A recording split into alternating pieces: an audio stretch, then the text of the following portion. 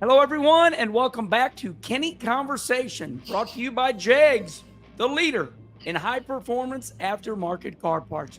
Remember to go to jegs.com for anything you need to fix your hot rods up. And remember, they're all about Jeep parts and truck parts. Well, you're looking at him right now, the fastest dirt super late model driver in America, and I'm going to say the world right now because Bobby, heck, you could go over to Australia and you're still going to kick their butt. How you doing, buddy? Bobby Pierce. Doing really good. Glad to see you, Kenny. And yeah, man, it's been great lately. Hopefully we can keep it going. We're here at Cedar Lake this weekend. So a race I won last year. So we'll see if we can keep the 5 in a row going to 6 in a row. We thought we would try something new on Kenny Conversation, Bobby. We're checking in with you. And I think we're going to say Kenny Conversation checking in. And that's what we're doing. Maybe 15 minutes long. So I want to thank you for being the first driver ever on checking in. So let's just do that. I saw yesterday the World of Outlaw had a feel-good situation. All of you, even your competitors, you went on a float trip. Tell me about that. Yeah, that was pretty nice. First time I've ever done it. I guess I did do it when I was a little kid, like 2 or 3 years old, so I don't remember any of it. But the Apple River, which is like a 10-minute drive from Cedar Lake, float down the river, and heck, there was like 75 people between drivers and crew and fans, and Steve Francis was there, and WRG officials and everything. Yeah, it was a good time. It was great weather, sunny, not too hot, and the water wasn't too cold, and it was just a nice relaxing time. Had some drinks and flowed down the river, and then we stopped and had some tacos afterwards. So awesome day. I cannot get my wife to do those because she thinks there's going to be snakes. Did you see any snakes? No, I was actually bummed we didn't see any wildlife. Because I said it. I said I like to see nature, Yeah. and I said I wanted to see like a beaver or a snake or an alligator in Wisconsin, but didn't see anything. Was that all about maybe just a mid-season, three-quarter of the way season break? You guys have been racing a lot. Why do you think the World of Outlaws did this? Yeah. I think it's good to have a break. You know, we've been going hard this summer. Obviously, all the races we do aren't all World of Outlaw races, as we try to get around about all of it between XR and Lucas Oil and Flow. So, heck, we raced 10 races in a row weeks, like 2 weeks ago. So, literally 10 nights in a row. We've been having our own summer nationals, but it's nice to have some breaks every now and then. So Charlie's going to air this at different times, but right now it's we are on the same time zone. I'm in St. Louis. You're in Cedar Lake, Wisconsin. It's 2:10, and you're getting ready to go practice here at 6:30. Drivers meeting. I want to thank you for popping on. I guess I want to start out like this. Is this your best year ever in dirt racing? Because, and I mean this nice, don't take this wrong.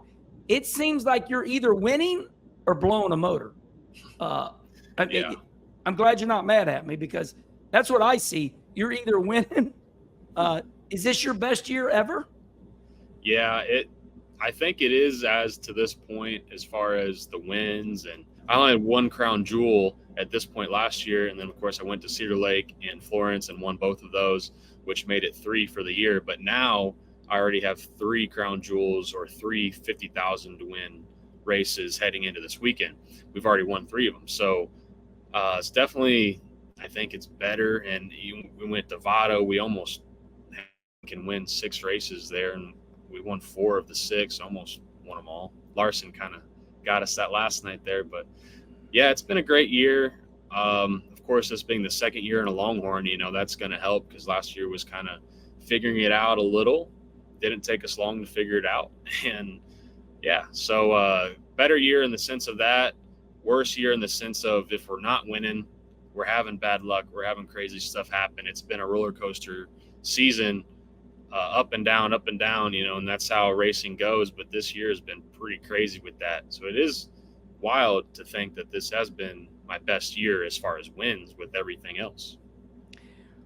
I want to get to Fairbury. We're going to get to it right away. But before we get to Fairbury, the Prairie Dirt Classic, which you just won. Incredible win. I want to comment on something, and I want you to, respond. I feel like you have a God-given talent. Uh, I also feel like now this year more so. I always felt like it, but now this year I'm convinced that you're kind of one with the car. Like I don't think you even have to think about what you're gonna do. It's just like it's like you are in control of that car. As to where the car's a big vehicle, weighs a lot, 2,500 pounds. Do you feel confident? I mean, because it looks like you're manhandling that car. Look, the more you race, as you know, experience goes a long way. And if you do something about every day, you're gonna get better at your craft. And like I said, we went race 10 races in a row. If you can have the opportunity that you're gonna be better at no matter what it is you do. If you're trying to pick up a new hobby and you've never done it before, if you do it every day, you're gonna get better at it and you're gonna become one within what you're talking about. So I do feel like I got a lot of confidence, but my dad, he's very smart. We work great together. He's been with me my whole career, and I got a good career. And right now I got 3 full-time guys. I've never had 3 full-time guys before. It's, that's pretty tough to do, to have that many crew guys and actually make it work, and the logistics of everything. So, but when you race that much, you need that help, and it's tough. We're all working really hard, and I think just the experience and everything like that goes a long way. I've been doing this stuff since I was 14. 14 was when I first started racing super late models. 13, 14. So I've been doing it for half my life. I need to do a Kenny conversation with the tall, cool one, your dad, Bob Pierce. And I wished he was there with you right now. So we all want to know, he comes to victory lane. Let's go to Fairbury now. Yeah. He comes to victory lane, got the big old gash, got the blood, and you're such a loving son. You could see you looked up and like you were worried about your dad. He goes he said he got knocked out. Okay, what happened? What happened? Well, he first comes up to me and he said, "I got knocked out, but I'm here. I'm okay." I knew he wasn't knocked out. He signaled me the rest of the race.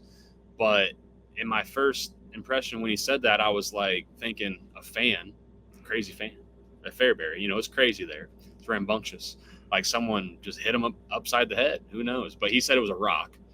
A rock hit him on like lap 10 of the race, and people next to him were like, "Oh, you're bleeding and stuff." He's like, "I don't care. I got a signal." And then even after the race, even later that night, I think it was,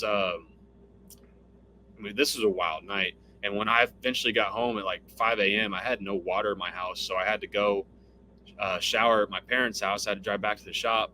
Hold on. This is my job. Why no water in your house? When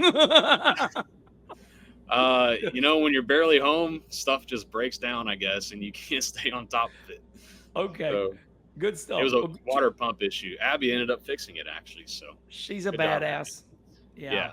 But so then I went and showered, and they were just getting there at like 5:30 in the morning, and his head was still bloody. And I was like, "Are you going to wash that off?" He's like, "Nah, I'm all right."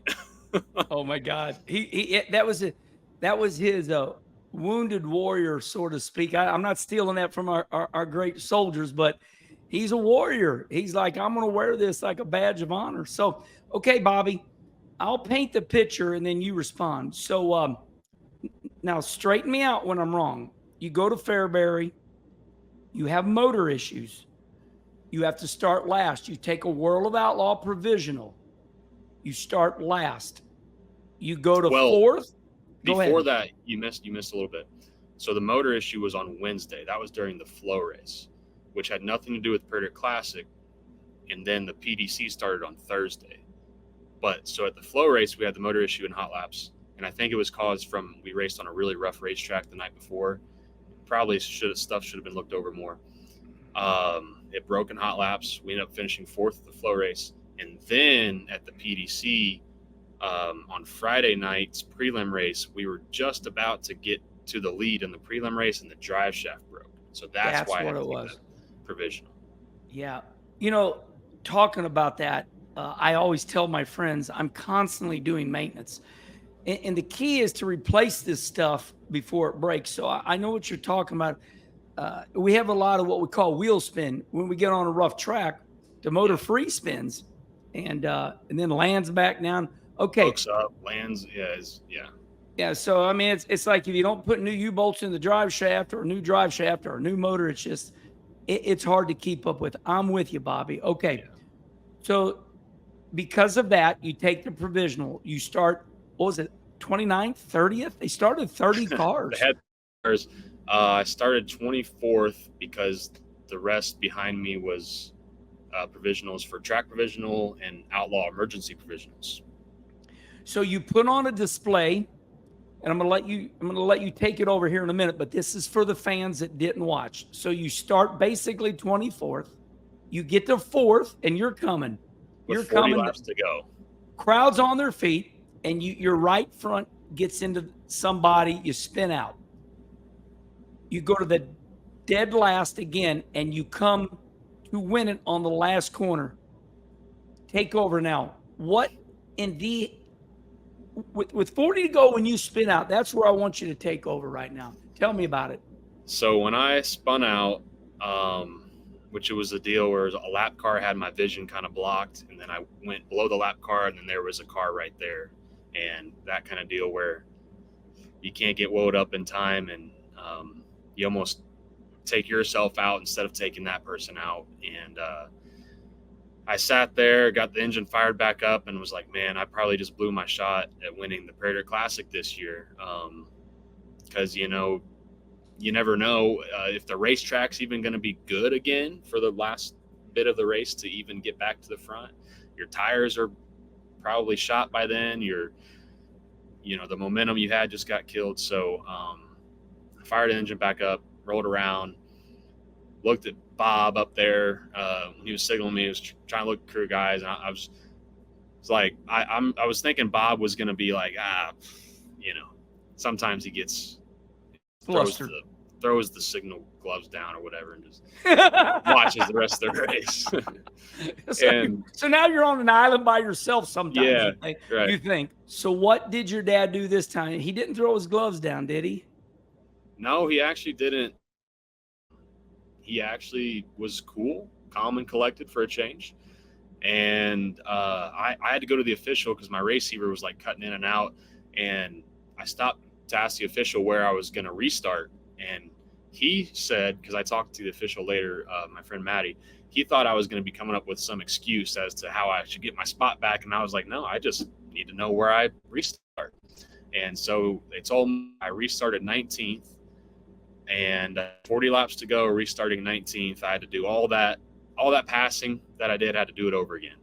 And in my head, I thought, okay, a top five's not out of the picture here, but a win is definitely out of the picture. Like, I'll be lucky to get a top five now, because I had a fast car, and I got from 24th to 4th in 60 laps. So I was like, okay, I can go from 19th and maybe 5th if things work out.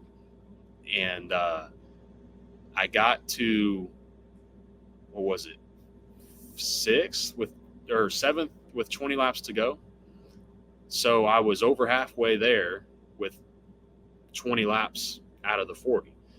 And finally got to 4th, and it was a battle. I mean, it was a battle getting to there. You can imagine what was going on and stuff. And when I got to 4th, I was like, okay, we can literally have a shot at winning this thing. And I was starting to get I wasn't really getting nervous until I got to 3rd. So when I was in 4th, Ricky Thornton ends up hitting the wall, breaking the J-bar. He was running 2nd. So that put me in 3rd with a restart. So we're 10 to go, and I'm in 3rd. And I'm thinking, okay, the guy running 1st and 2nd are running bottom to middle mostly, and I'm running top. So I was like, I literally have a shot because of the lines they're running and the line I'm running, and there's 10 to go, and I got all this momentum built back up. And I was like, man, this would be the craziest race I've ever been a part of if I can pull this off. So I started getting a little nervous, as in the sense of thinking what can happen, and I just need to keep doing my thing and not screw it up. So got to second, mile to get to second. Then there was 5 laps to go. And by the time I got to second, Nick Hoffman, which was leading, he was quite a bit of ways ahead of me. And I was like, I don't think I'm going to catch him in these 5 laps. And I got lucky with another caution. Brandon Shepard has a flat tire. So if it wasn't for that chain of events, I probably wouldn't have had a chance to win. So now here we are restarting second with 5 laps to go.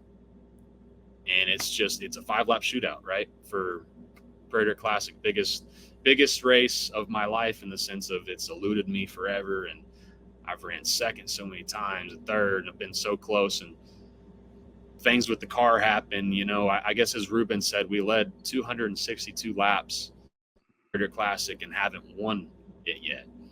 And then we restart, and I could almost feel the energy of that place in the driver's seat. Like, I knew the crowd was experiencing in that moment and how pumped up everybody had to been, and thinking to myself, well, if I pull this off, like, I'm dreaming, right? Because there ain't no way that just happened.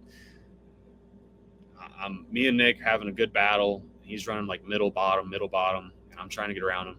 He's swinging out to the wall, and every lap I'm just having enough just to get back to his rear bumper, but not really do anything. 2 laps to go, and I'm bouncing through the holes. I about pushed, and I just had to gas it, and I had a good exit. And I got under Nick. We went in turn 3, and we were side by side in 3 and 4. And what that did was, when I got to his inside, it actually pulled him down lower on the next corner, because he thought he had to come down a little bit, right? Because he saw me on the inside. So I went back to the outside and got a run around him and passed him. And it was just, I think I blacked out coming to the checkered and had a blackout moment where I don't really know exactly what I was experiencing. As a driver, I just want to talk about the white flag is in the air. You go into turn 1. That run that you got, white flags in the air. You go into turn 1. You get the car turned the way you want it. Did you lay in the gas more right there? Because it seemed like you got a better run coming to the checkered off of 2. I mean, you literally cleared him going down the back straightaway. Do you remember what your foot was doing? Did you say screw it and just lay it down and see what would happen? So when we took the restart with 5 to go, we turned the second lap after the restart. Me and Nick both turned a lap time that was like really fast. Like, we hadn't been that fast in the race since around lap 50 or 60 something. This is a 100-lap race. So we were on the gas. Yeah. On the white flag lap, I still hadn't passed him yet. So I knew when I went in turn 1, I had to make the best corner that I have yet, right? I said, when I go in turn 1, yep. I'm going to have to nail this freaking corner. And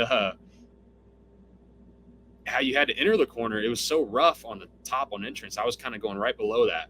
But when you're on lap 100 of a 100-lap race, your tires are gone. You don't have much traction in the slick. So you go in there and you got to be gentle, but because the harder you drive it, sometimes you're not faster, right? You know how that is. So you have to just hit it right. And when I finally got to the moisture up there, I remember just matting it. I just matted the gas, and luckily the car didn't bounce a certain way. It bounced the correct way, and I had a heck of a corner, and just enough where I could get down and kind of block his entrance into 3. So it was crazy. Great description. So you entered a little easier, a little lower, and then matted it. Then matted it. Yeah. Yeah. Good stuff. So first of all, it was incredible. One of the greatest dirt races of all time. We've seen a lot of good ones, but the reason we say this one was one of the greatest of all time, one of them, is because of what you went through. Right. Because of what you went through. You went to the back, twice. You started in the back. You went to the front. You went to the back. So that's why this rates as one of the greatest crown jewel wins of all time for all of us.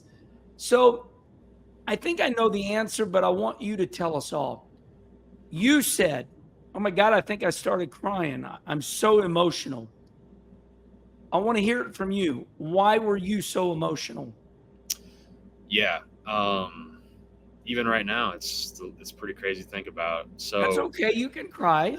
I cry. yeah, The PDC champion. There he is, ladies and yeah. gentlemen. So this race has been probably the biggest race of my career. That you hear it all the time.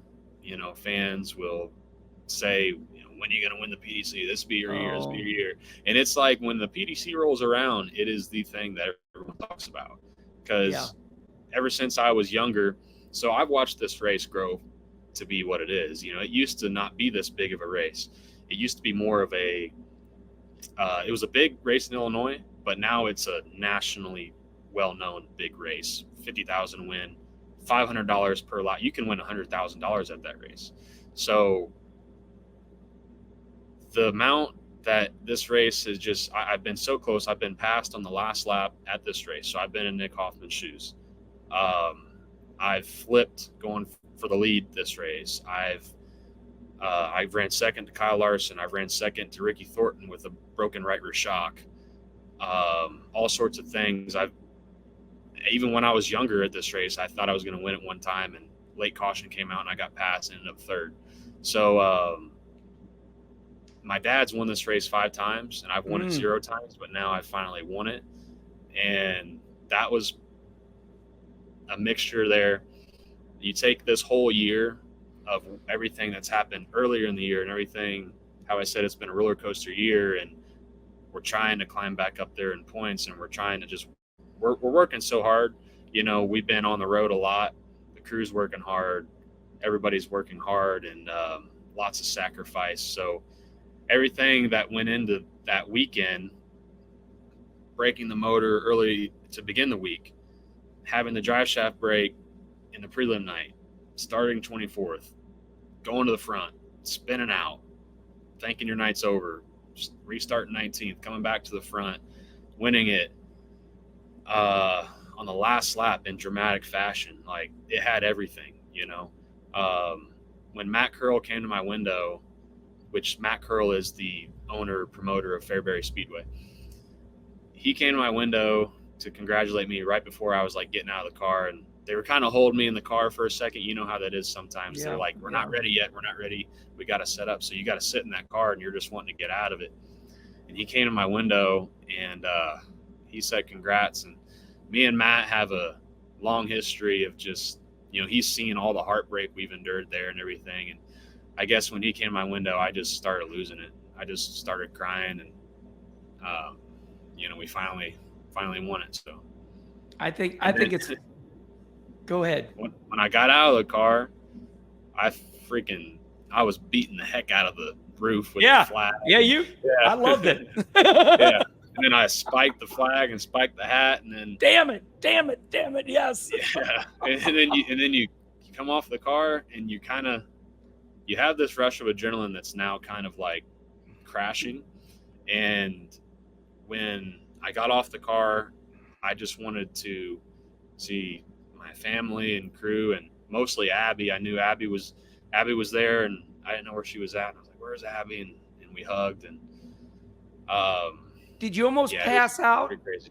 Did you almost pass out from the hyperactivity? I did. Yeah, the hyperactivity. Just whenever you have that rush of adrenaline, the last couple laps and cross the checkered flag, and then you get on the roof and you celebrate. You have this adrenaline high, and then you come to an adrenaline crash, and it's like, you gotta like, hold up, I need some water. I wanna do an audible here while I have you. We're at 25 minutes, and here we're already. I told Charlie we're gonna do 15 minutes. He went, "Oh yeah, right." So okay, Fairbury. I was there for Indiana Midget Week, and I watched Rico Abreu and those midget guys just throw sliders on each other, which were ugly. It seems like Fairbury, there's a different set of rules in a good way. In other words, I watched Brandon Shepard throw a slider on you for the win and just kind of climbed all up over your car. And it's like, okay, that's what you do to win the race. Tell me about Fairbury and sliders. Is it kind of like, is it like, okay, for the win, that's, you just kind of do it? Because I watched this during when Rico Aber, it might have been 5 years ago, but I watched some midget guys just throw the most craziest, dirty sliders. Tell me about sliders for the win at Fairbury. I think last lap, go for it in the sense of don't clean the guy out. But if you think it's going to be a close one, that's probably one race where you're kind of okay to go for it in a way. Yeah. When Shepard slid me, I was cool with it. This was back in, I think, 2019. Yeah, so they showed the highlights. That's why I bring it up. I'm like, oh my God, he cleaned his clock. Yeah, I led most of this race, and then the last lap, he catches me, slides me, and kind of puts me in the wall a little bit. But the thing about it is, that whole race, I had like very, very little power steering. It's a long story on what happened. It was an issue with the power steering tank, but I thought I wasn't even supposed to be in that position in that race anyway. So to be winning that race at the moment was a shock. And so when he went to slide me, 9 out of 10, I could see him coming, and you can kind of hit the brake pedal, turn down the hill, hopefully get enough run to clear him and win the race, right? Do a crossover, they call it. Yeah. But I didn't have the strength at that moment in the race because of the power steering issue to even turn the wheel. So I just stayed in the gas, and I actually kind of ran into him in a sense. And everyone thought it looked worse on his part because I kind of stayed in the gas. Yeah. I see that a lot where people blame people where actually the guy that's getting slid, like you said, you see him coming up and drivers will run into the driver. They say, he threw a dirty slider on me. I'm like, no, I was sliding you. Right. You ran into me. Right. I'm glad you agree with that because that's the way I see that too. Bobby, want to end it like this. You have to feel good about what you've done with your own race team. Now, this is a compliment, but it's a little controversial. You and I have had a lengthy Kenny conversation. You own your own team. I'm going to repeat it. You own your own team. You've got to feel good about yourself owning your own team after you see what has happened to some of the other drivers, like a Ricky Thornton. At the time, winning everything. Of course, you two weren't racing each other back to back. One's over at Lucas Oil, you're over at World of Outlaws. And for him to get fired, did you ever think for a moment, damn, I'm glad I own my own team? Yeah, you definitely. Whenever you see stuff like that, you think about that. It's not easy. There's always going to be a positive and a negative to everything, whether you own your own team or whether you race for somebody. We all go through a lot. Race team owners have to go through a lot. It just comes down to, you can, I've seen JD have a heck of a year when he was in the Rumley 6 car, but it can be little things that, this was a few years back when he was winning everything, right? And it can be little things team that just, if something's just not clicking, someone might think it's best to go separate ways. And I don't know, whatever the deal is there, but yeah, it's sometimes tough owning my own race team, thinking that, man, all this money I'm winning could be winning, I could be doing it and getting a good solid percentage with no expenses. Because, I win these races, but I still have expenses. Whereas most drivers, if they go win a race, and they get a good percentage of that and they don't have any expenses, really. So it's it definitely, it's crazy to see that happening, I guess. Yeah, you bring up a good point. The 6 car with Kevin Rumley and Jonathan Davenport, they dominate and then shut the team down. Ricky Thornton, of course, that was 6 years ago or so. Yeah. Ricky Thornton dominates and they fire him. It is a funny business, and I guess we'll just leave it at that, Bobby. And yeah, I like that look that you gave us inside your brain, because when you do pop a motor and they're $55,000-$60,000 and then you win 50 grand, you're like, well, I only lost 5 grand. Yeah. So I hear you, buddy. Okay, listen, I know you got to practice in a little bit there at Cedar Lake, Wisconsin. You're going for 50,000 to win. Bobby, thank you so much for jumping on here and taking us through the legendary win at Fairbury for the Prairie Dirt Classic. Yeah, thank you. Thanks for having me. It's nice to relive that moment, and I'm still thinking about that race. I've watched the replay several times. It's just crazy. So, yeah, hopefully we can go make some more magic this weekend at Cedar Lake. All right, buddy. Well, listen, there he is, Bobby Pierce, the winningest dirt racer this year. He's won his dream race, the Prairie Dirt Classic in Fairbury, and this is the Kenny Conversation. Remember, we are in podcast form. You can listen to Bobby on your way to work or on your way from work back home. We are in iTunes and Spotify. Until next time, all right, Bobby, thank you so much, and goodbye, everybody. Can I give a huge shout out real quick to just a couple people? Yes. At the 32-minute mark, I'm going to thank Gary from Low Voltage Solutions. Gary St. Sin. That's right. Sponsors you too. Hoker Trucking, Mississippi Valley Transportation, Rio Grande Waste Services, Toyota of Danville, Fast One Speed Shop, Carnegie Towing, Collins Brothers Towing, Churchill Transport, Long, Vic Hill, Swift Springs, VP Racing Fuels, Drew Max Oils.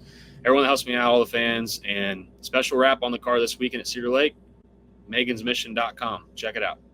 And I want to say that was pretty cool. We are at 32 minutes, 40 seconds, and you said 32 seconds because that's your number. 32 minutes, excuse me. Yeah, good stuff, Bobby. And a shout out, yes, to Gary St. Sin, Low Voltage Solution, my sponsor, and of course your sponsor. All right, everybody, wish him luck. He's going for another 50 grand to win at Cedar Lake, Wisconsin this week. See you later.